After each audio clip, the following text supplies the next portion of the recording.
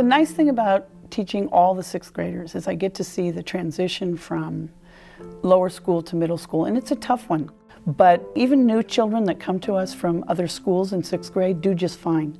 If they do their work in middle school and come ask questions, they'll get A's and B's without even trying. I like to watch the things that they bring with them from the lower school that get further developed when they get to middle school.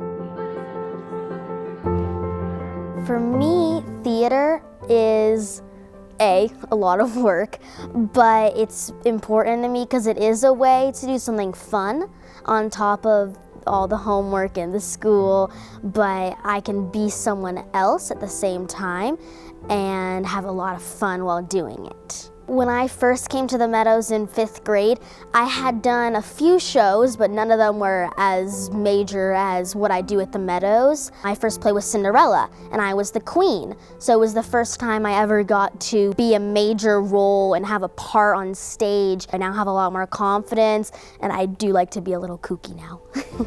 The production we're doing in November is Still Life with Iris, and it's a fantasy. So there's a lot of magic and creativity that Miss G has put in lots of hard work to come up with and create a overall sense of mystical, and there's a lot of characters in it that each have unique characteristics, and you have to play that all up a lot to really make the show come alive. When you are on a play, you have to work with others and figure out scenarios sometimes, because Miss G always asks us, where are you coming from? What are you doing? What's your purpose in this scene? Think before you speak. What are you listening to? What are you saying? And I think that applies to our life, because we have to really make sure that sometimes what we're saying isn't hurtful. Work with others, be a team, and work together a lot of the times, which is something we have to do nowadays. I started with flag football in the 5th grade. That was my first sport that I wanted to do. I love football.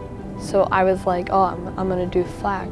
I joined, and it was amazing. It teaches you how to communicate with other people, and it's friendship. It's how to communicate with the quarterback, wide receiver. You learn to have fun while you play. It's really amazing. At first, the kids are always a little bit leery because we ask them to take not only Spanish but also Latin at the same time. They've never had it before. It has a reputation for being tough. They come in kind of worrying a little bit, but I think that very quickly their fears are laid to rest. These are what I call illustrated quotations. And I basically have an assignment where I say, go and find something that speaks to you, or if there's a phrase that you want to translate into Latin, I will help you do that. And it gives them a chance to be artistic and creative, and for some of the kids who aren't the top-notch students in the class, it really gives them a chance to shine, right? And I'd like to provide as many of those opportunities as possible.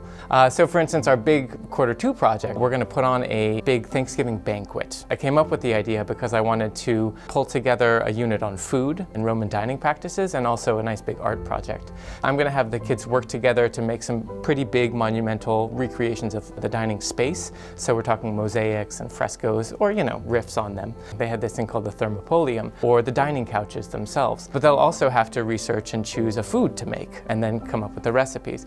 And then the third bit, which is kind of fun, is to include a little bit of Latin in some way to make a nod to Thanksgiving. A lot of opportunity for creativity in the class that gets us far removed from the grammar, although that's definitely the fundament. It's going to be a pretty big thing, I hope.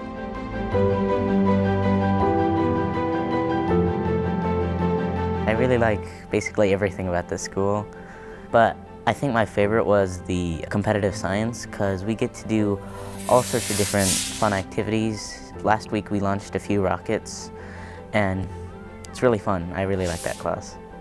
I played volleyball and I played tennis for a couple years. I really like the team aspects of both of those things.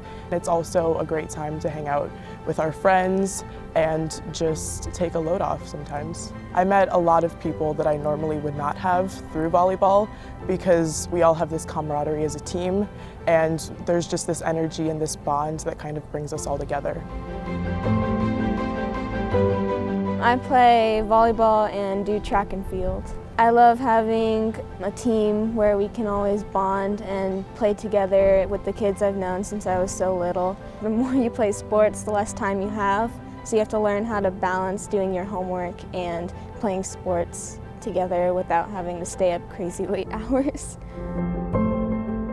Art is imperative in people's lives, right? It helps them with creativity. It's a kind of therapy. You come to class and you're able to express yourself in a different way that maybe they've never done before. And it's not really about the product, it's about the process, which I like to say a lot.